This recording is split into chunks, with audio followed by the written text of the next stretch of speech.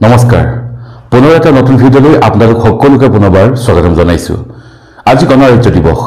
ভাৰতবৰ্ষত প্ৰতি বছৰে ২৬ জানুৱাৰীৰ দিনা দেশবাসীয়ে গণতন্ত্ৰ দিৱস হিচাপে উদযাপন কৰে। ভাৰতৰ সংবিধান এই দিনটোতে কাৰ্যকৰী হৈছিল। ১৯৪৭ চনৰ ১৫ আগষ্টত দেশ ব্ৰিটিছ শাসনৰ পৰা স্বাধীনতা লাভ কৰাৰ ৩ বছৰৰ পিছতেই অৰ্থাৎ ১৯৫০ চনত ভাৰতৰ সংবিধান কাৰ্যকৰী কৰা হয়। এইবাৰ দেশে ইয়াৰ ৭৬তম গণৰাজ্য দিৱস উদযাপন কৰিব। গণতন্ত্ৰ দিৱস উপলক্ষে প্ৰতি বছৰে ৰাজধানী দিল্লীৰ লালকিল্লাত পতাকা উন্মোচন কৰা হয়।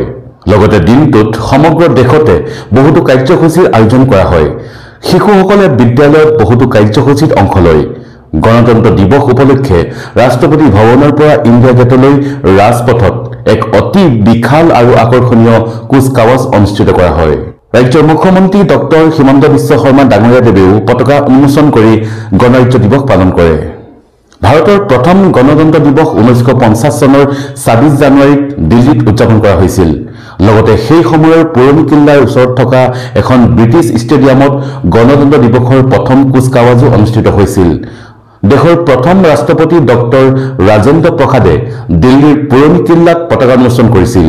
সেই অনুষ্ঠানত তেতিয়াৰ প্ৰধানমন্ত্ৰী জৱাহৰলাল নেহেৰু উপস্থিত আছিল। ভাৰতীয় সংবিধান ১৯৫০ চনৰ ২৬ জানুৱাৰীৰ দিনটোতে কাৰ্যকৰী হৈছিল। ১৯৪৯ চনৰ ২৬ নৱেম্বৰত ভাৰতীয় সংবিধান সভাই দেশৰ সংবিধান গ্ৰহণ কৰে। ডক্টৰ ভীমৰাও আম্বেদকাৰে অধ্যক্ষতাত সংবিধানৰ খচৰা সমিতি গঠন কৰিছিল। ১৯৫০ চনৰ ২৬ জানুৱাৰীত দেশখনক এখন পূৰ্ণাংগ গণৰাজ্য হিচাপে ঘোষণা কৰা হয় আৰু তেতিয়াৰ পৰা বৰ্তমান সময়লৈকে সমগ্ৰ ভাৰতবাসীয়ে ২৬ জানুৱাৰীৰ দিনটো গণৰাজ্য বা গণতন্ত্ৰ দিৱস হিচাপে পালন কৰি আহিছে। আপোনালোক সকলোলৈকে গণৰাজ্য দিৱসৰ বহুত বহুত শুভেচ্ছা জ্ঞাপন কৰিছো।